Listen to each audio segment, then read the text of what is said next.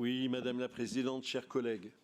Les comptes 2024 de notre métropole sont bien équilibrés pour l'avant-dernière année complète de ce mandat, avec un autofinancement élevé, supérieur à celui de 2023, et on pourrait d'ailleurs le discuter pour préserver plus de marge de manœuvre en fonctionnement pour 2025.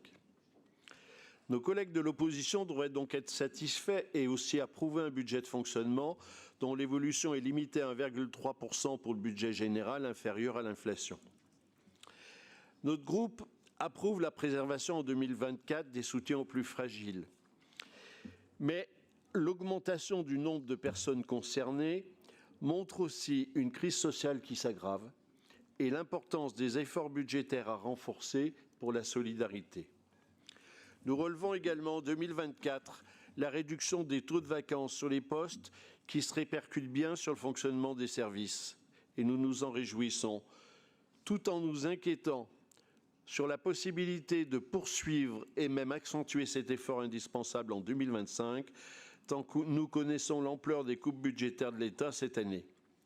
Notre groupe souhaite d'ailleurs que la marge de manœuvre issue de ce compte 2024 soit en partie utilisée à cet objectif en 2025 lors de la décision modificative à venir.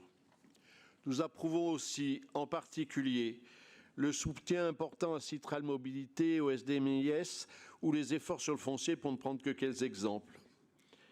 Mais déjà en 2024, on peut relever le ralentissement des recettes fiscales transférées par l'État et de ses dotations qui va s'aggraver encore en 2025 et la baisse des recettes liées à la DMTO. C'est dans ce contexte que le compte 2024 est bien maîtrisé.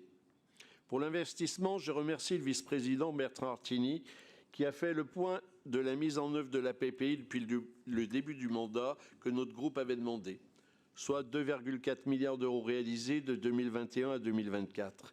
Il restera après ce compte 2 années pour approcher nos objectifs. 2024 aura donc permis une hausse des investissements, cependant inférieure aux prévisions en raison des menaces sur nos recettes venant en particulier de l'État. On voit bien le pilotage qui a permis la maîtrise des comptes et qui devrait être encore renforcé en 2025 sur l'investissement pour ne pas trop impacter les budgets de fonctionnement indispensables. Le ratio d'endettement à 52 mois nous laisse de ce point de vue une marge de manœuvre n'exigeant pas un autofinancement trop élevé avec les contraintes qui en découleraient. Ce compte financier respecte nos priorités. Il reflète une gestion saine et il ne remet pas globalement en cause les avancées depuis 2020 sur la solidarité, la transition écologique et le logement.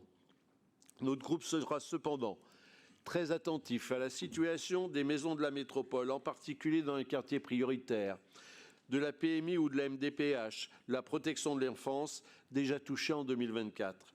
Utilisons pour cela, encore une fois, nos marges de manœuvre issues de ce résultat 2024. Ces questions légitimes ne peuvent pas faire oublier les efforts très importants de notre majorité depuis 2021.